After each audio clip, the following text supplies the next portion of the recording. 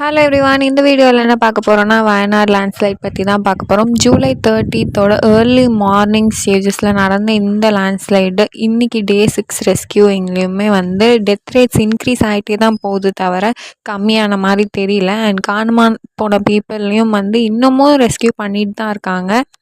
இந்த மாதிரி ஒரு பயங்கரமான லேண்ட்ஸ்லைடு வயநாடு இந்த பர்டிகுலர் பிளேஸில் நமக்கு இப்போ ட்ரிப் போகணும் அப்படின்னு சொன்னாலே கேரளாவில் இந்த பார்ட் ஆஃப் தி பிளேஸில் நிறையாவே ட்ரிப்ஸ் டூரிஸ்ட் பிளேஸஸாக அமைஞ்சிருக்கு. அண்ட் அந்த இடத்துக்கு போய் இந்த லீவெல்லாம் என்ஜாய் பண்ணுறதுக்கு ஒரு சூப்பரான பிளேஸாக இருந்தது. அந்த மாதிரி ஒரு பிளேஸுக்கு இந்த மாதிரி ஒரு சுச்சுவேஷன் வந்தது எல்லாருக்குமே ரொம்பவே கஷ்டமான ஒரு விஷயம். அண்ட் அதையும் தாண்டி 350+ ஆஃப் டெத் ரேட்டுங்கிறது it's not a normal thing.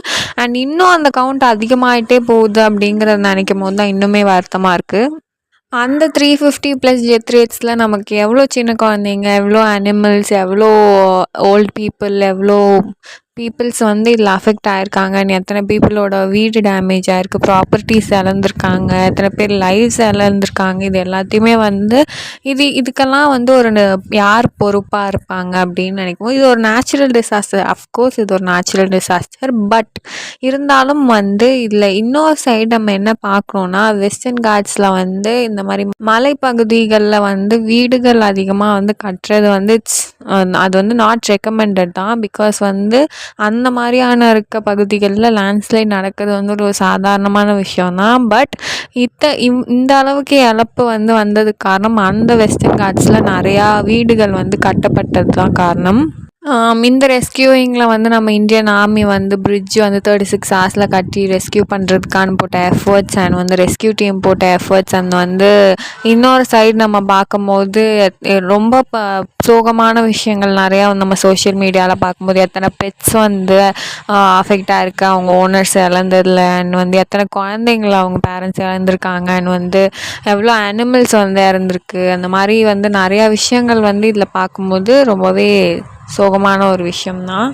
இது எல்லாத்த விட இது குழந்தைங்கள் இறந்தது, அதாவது நம்மளோட ஃப்யூச்சர் ஜென்ரேஷனுக்கே இது ஒரு பெரிய இழப்பாக இருக்கும். அதாவது 350+ல் இதுலேயே எத்தனை அமௌண்ட் ஆஃப் குழந்தைங்க இருந்திருப்பாங்கன்றதை யோசித்து பார்க்கணும்.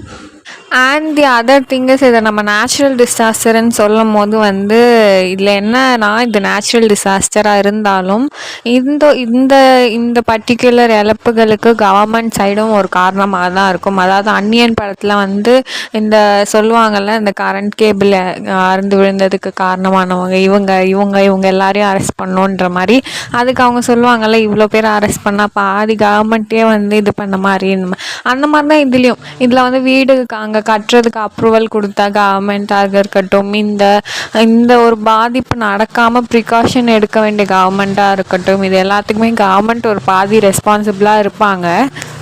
வயநாடு மாதிரி ஒரு பியூட்டிஃபுல்லான பிளேஸுக்கு இந்த மாதிரி ஒரு நிலமை வந்தது நாட் ஒன்லி கேரளா பீப்புளுக்கு மட்டும் இல்லை, இந்த அதர் ஸ்டேட் பீப்புள் எல்லாருக்குமே இது ஒரு கவலைக்கிடமான ஒரு விஷயம்தான். எப்படி சிட்டிசன் படத்தில் அத்திப்பட்டி அப்படிங்கிற ஒரு கிராமமே காணாமல் போன மாதிரி இந்த லேண்ட்ஸ்லைட்னால 2 வில்லேஜஸ் டோட்டலாகவே காணாமல் போயிருக்கு. அண்ட் ஸ்டில் அந்த பீப்புள் எல்லாருமே ரெஸ்கியூ டீம் தேடிட்டு தான் இருக்காங்க.